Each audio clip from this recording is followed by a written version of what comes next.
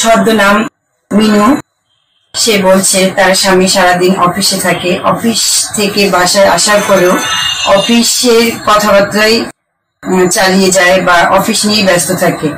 তো স্ত্রী হিসেবে তার এটা খুব ভালো লাগে না, বিরক্তি লাগে যে বড্ড আনরোমান্টিক একটা হাজবেন্ড আমার, অফিসে শেষে শুধু অফিস নিয়েই করে থাকে। তারপরেও অন্যদিকে হাজবেন্ড ছদ্মনাম খালিদ, উনি বলছেন যে আমি সারাদিন অফিসে অনেক কাজ করি, অনেক কাজের চাপে থাকি, মানসিক একটা চাপেও থাকে আমার, এবং অনেক ঝামেলা অফিসে থাকে।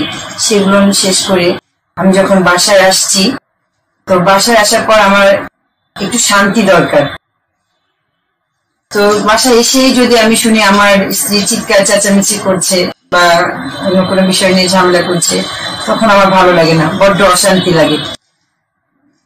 আমার মনে হয় কেন সে চুপ থাকতে পারে না। অন্যদিকে অত্যন্ত মধুর ছিল, বিয়ের পর প্রেমের মতো সময়টা এখন আর থাকছে না। অন্যদিকে হাজবেন্ড বলছেন মানে আমার বিয়ের পর প্রেম করতেই ভালো লাগতো, বিয়ের পর স্ত্রীর নানা অভাব অভিযোগ, অন্যের সাথে তুলনা করা, সবকিছু মিলে যেন জীবনটা বড় অশান্তিময় হয়ে গেছে। আমারও এই সংসার জীবন ভালো লাগছে না, আমি এর থেকে মুক্তি চাই। এই যে দুজন মানুষের মধ্যেই দুজন দুজনকে ভালোবাসতেছে, কিন্তু তারপরেও দুজনের মধ্যে একটা কোথায় যেন একটা অভাব বা শূন্যতা দেখা যাচ্ছে। এছাড়া বর্তমান সময়ে বিভিন্ন ইস্যুতে দাম্পত্য জীবনে যে একটা মধুর সম্পর্ক, এটা অভাব দেখা দিচ্ছে।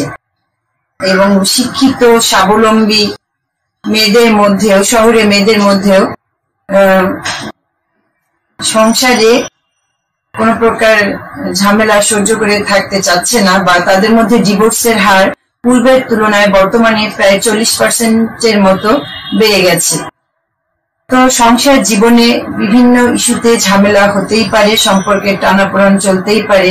এটা কাটিয়ে বা এটা মোকাবেলা করেই স্বামী স্ত্রীর দাম্পত্য জীবন এগিয়ে নিতে হয় বা এগিয়ে চলে।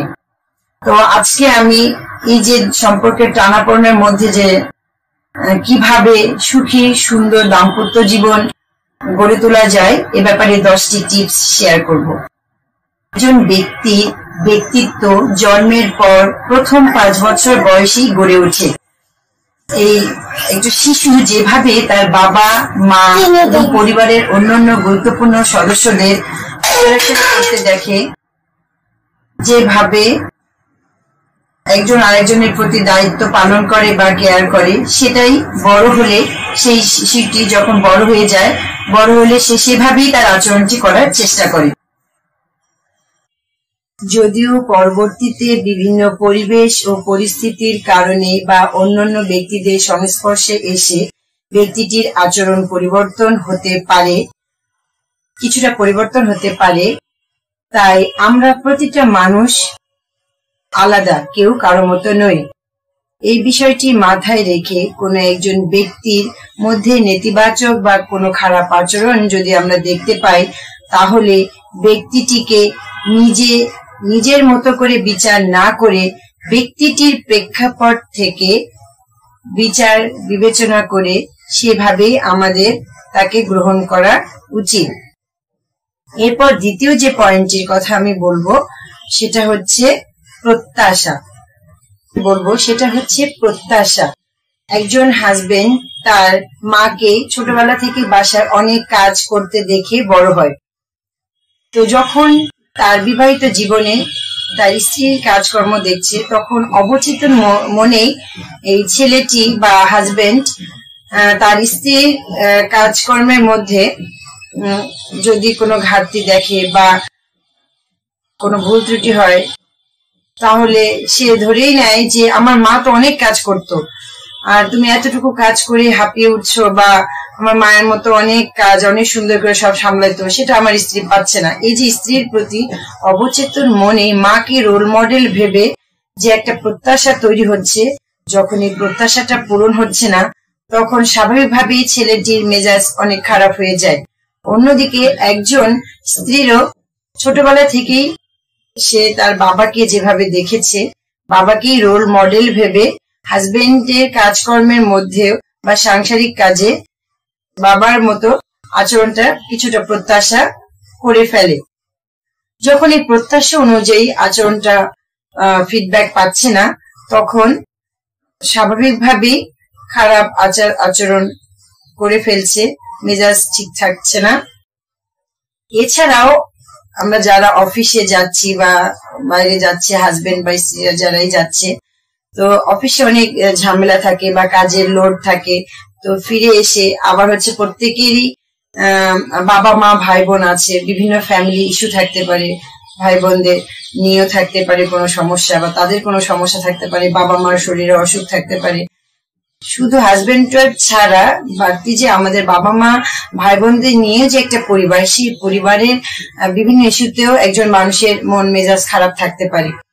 তো সেটার কারণে দেখা যাচ্ছে, বলা যাচ্ছে না ফ্যামিলিতে এসে কোন একটা সিলি বিষয়ই দেখা যাচ্ছে যে আমরা একজন আরেকজনের প্রতি পার্টনারের সঙ্গে খারাপ আচরণ করে ফেলছি। তো এইসব ক্ষেত্রে যে মেজাজ খারাপ করছে এবং যে এটা টলারেট করছে, তাকে একটু ধৈর্যশীল বা সহনশীল হতে হবে। যখন সময়টা বা পরিস্থিতিটা একটু কেটে যাবে, তখন এটা নিয়ে কথা আমরা বলতে পারি বা কথা বলবো। আর ওয়াইফ বলে যে অনেক ভালোবেসে আমি সংসার শুরু করলাম, কিন্তু এখন তো সে ভালোবাসা দেখতে পাচ্ছি না। অন্যদিকে হাজবেন্ডও বলছে যে না, আমি আমার ওয়াইফকে অবশ্যই অনেক ভালোবাসি এবং ভালোবাসি, তাকে না ভালোবেসে কাকে ভালোবাসতেছি। এই যে একটা দোষারোপ, কিন্তু তারা প্রত্যেকে স্বীকার করছে যে তারা একজন আরেকজনকে ভালোবাসে। তাহলে সমস্যাটা কোথায়? সমস্যাটা হচ্ছে যে তাদের কে মানে ভালোবাসাটা স্ত্রী কিভাবে তার হাজবেন্ডের কাছে প্রত্যাশা করছে, এবং হাজবেন্ডের উচিত স্ত্রীর নিডটা বুঝে সেই অনুযায়ী কাজ করা। কারণ হাজবেন্ড একভাবে দেখা যাচ্ছে যে হাজবেন্ড, আমি আমার স্ত্রীকে নিয়ে ঘুরতে যাব, আমি তাকে ভালোবাসি, এটাই তো হয়ে গেল। আবার স্ত্রী ভাবছে যে না, আমরা দুজন একসঙ্গে বসে কোথাও গল্প করব বা কোনো একটা নাটক দেখবো বা একটা সিনেমা দেখলাম। মানে এই যে প্রত্যাশাটা একজন আর একজনের কাছে খুলে বলতে হবে, এবং সঙ্গীত প্রত্যাশা অনুযায়ী যদি আমরা আমাদের ভালোবাসাটা প্রকাশ করি, তাহলে মনে হয় আমাদের দাম্পত্য জীবনটা অনেক মধুর হবে। তৃতীয় পয়েন্টটি হচ্ছে প্রশংসা। প্রশংসা খুব ভালো একটা মেডিসিন, একটা যে কোনো সম্পর্কের ক্ষেত্রেই। প্রশংসা হতে পারে কোনো একটা ভালো কাজের, প্রশংসাটা হতে পারে কোনো উপহারের, প্রশংসাটা হতে পারে ভালো কোনো গেট আপের বা কোনো পোশাকের। যখন আপনার সঙ্গী কোনো একটি পোশাক পরেছে বা নতুন একটি হেয়ার কাট দিয়েছে, সেটা দেখে আপনি প্রশংসা করুন। প্রথম প্রশংসাটা যেন আপনার কাছ থেকে আসে, যে অনেক সুন্দর লাগছে। এই একটা কথাই যখন সে অন্য বাইরে যাবে, অন্যরা তার প্রশংসা করবে। তো এই প্রশংসাটা যদি প্রথমে আপনি করেন, এরপর যদি অন্যদের মুখে শুনে, তাহলে সঙ্গী নিজেকে গুরুত্বপূর্ণ এবং কনফিডেন্ট ভাববে, এবং এতে আপনার প্রতি তার ধারণাটা অনেক বেশি ইতিবাচক হবে। চতুর্থ যে পয়েন্ট, সেটি হচ্ছে কাজে সহযোগিতা করুন। যখনই স্বামী বা স্ত্রী যখনই সময় পাবেন, একজন আরেকজনের কাজে সহযোগিতা করার চেষ্টা করুন। ছোটখাটো কাজে সাহায্য সহযোগিতা সঙ্গীর কাছে নিজেকে অনেক বেশি ইম্পর্টেন্ট করে তুলবে। আমরা প্রতিদিনই ছোট ছোট কাজ, যেমন হতে পারে রাতে ঘুমানোর সময় মশারি টাঙানো, বা হতে পারে একটুখানি বাইরে যাওয়ার সময় একটুখানি হাগ করা, বা একটুখানি হাতে হাত রাখা।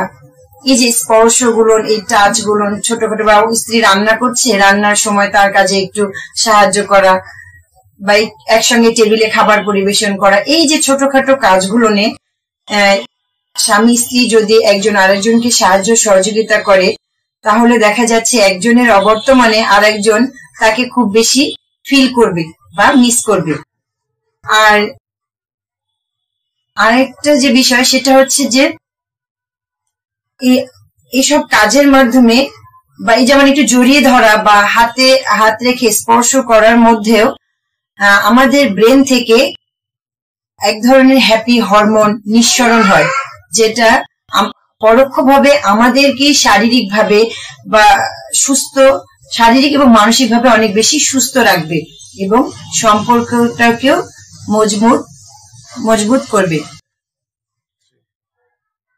5 নম্বর পয়েন্টটি হচ্ছে গুণগত সময় বা কোয়ালিটেটিভ টাইম দিন। কোয়ালিটেটিভ টাইম হচ্ছে যে আপনি যে আপনার সঙ্গীর সঙ্গে বা আপনি পরিবারে একজন ব্যক্তি হিসেবে আছেন সেটা অন্যদেরকে বুঝতে সাহায্য করা। বর্তমানে সামাজিক যোগাযোগ মাধ্যমের অতিরিক্ত ব্যবহার এবং মোবাইল ফোনের অতিরিক্ত আসক্তি আমাদেরকে আমাদের পরিবার থেকে বিচ্ছিন্ন করে ফেলছে। আমরা পরিবারে থাকছি কিন্তু আমাদের উপস্থিতিটা মানে মনটা অন্য কোথাও পড়ে আছে, জাস্ট আমাদের দেহটা উপস্থিত থাকছে। এটা করা যাবে না। বাসায় এসে অফিস থেকে খাওয়া দাওয়া শেষ করে আমরা অনেকেই ল্যাপটপ বা মোবাইল নিয়ে স্ক্রল করতে করতে শুয়ে পড়ছি। ফ্যামিলির অন্য সবার কি অবস্থা একটু যে কুশলাদি বিনিময় করা, এটাও এখন আর হচ্ছে না। তো পরিবারে অন্যান্য মেম্বারদের সাথে গল্প গুজব করা, সবাই মিলে একসঙ্গে কোথাও ঘুরতে যাওয়া, একসঙ্গে খাবার টেবিলে খাবার খাওয়া, প্রত্যেকের ভালো মন্দ জিজ্ঞাসা করা, এই কাজগুলো করতে হবে। এগুলো খুবই জরুরি। তাহলে আমাদের সামাজিক বা পারিবারিক যে বন্ধন এটা সুদৃঢ় হবে।